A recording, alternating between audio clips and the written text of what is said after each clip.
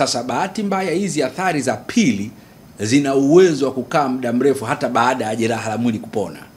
Zina uwezo wa kukaa muda mrefu hata baada ya huyu mtu aliyekuwa hospitalini kurudi nyumbani.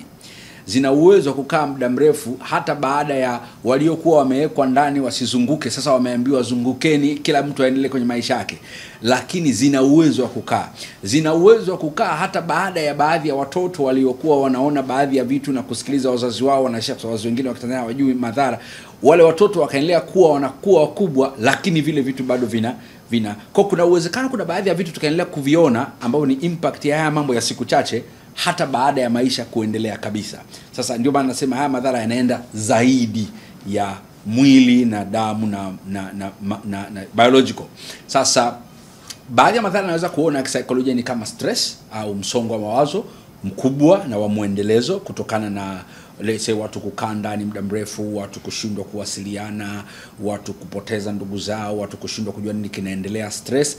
Lakini namba 2 inawezekana pia ikawa depression, yani sonona, ambayo inafanya mtu akawa na hofu katika hali ambayo akaogopa kuwa na watu, akaogopa kuwa na kujiassociate na watu wengine, akaanza kujidisconnect, akaanza kufeel huzuni. Kuna huzuni inatokea kwa sababu ya kitu kilichotokea ambayo kibinadamu tunategemea itaisha mapema. Sasa inapoanza kuendelea zaidi ya ukawaida, huyu mtu anaweza kwenda kwenye nini?